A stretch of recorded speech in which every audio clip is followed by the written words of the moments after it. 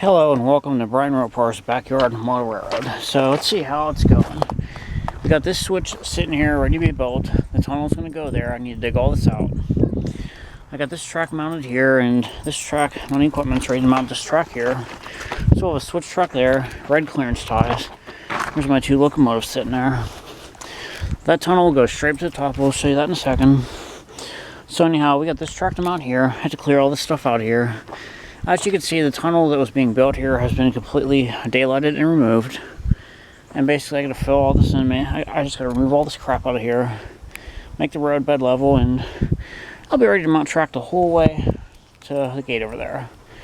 And the bridge around the front of the house will be in for another day in itself. And just ignore the big Aero Cibo style satellite edition building there and the amateur radio shack up there. You can see how this is going to go. So I have to move all this stuff out of the way, level this out, plant the grass, build the wall there. You can pretty much see how it's going. There's my little pond there. I'll show you the upper ponds in a second. But you can see this track is all ready to be mounted, and this loop down here will be done. Basically, I'll take the switch track from that loop down there, go into the tunnel, and it'll come out of the tunnel right here. Up onto the switch track up here to the main upper loop. Pretty much see how this is made. There's a switch track ready to be built, some telegraph poles.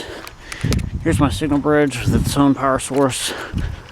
Basically I'll need, let's see, I'll need a red and a green on that side, red, yellow, and green, red, yellow, green, red, yellow, green for the switch track.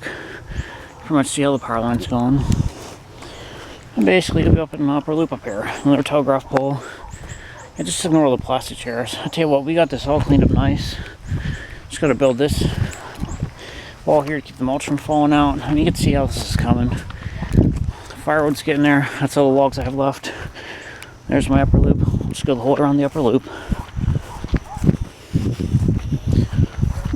Basically I'm going to build up this road bed where you see that high grass there. So I need to build up like almost 2.5 feet.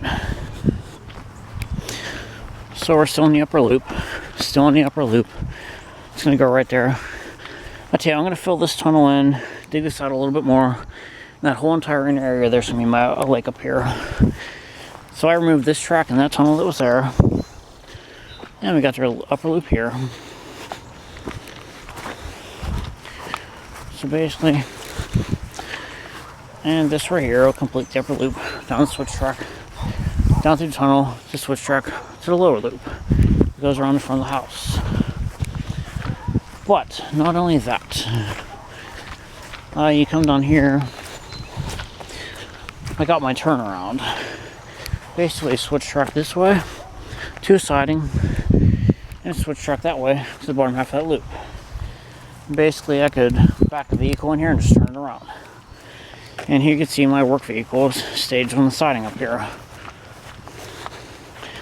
I got my maintenance shed. Garden's going to be here.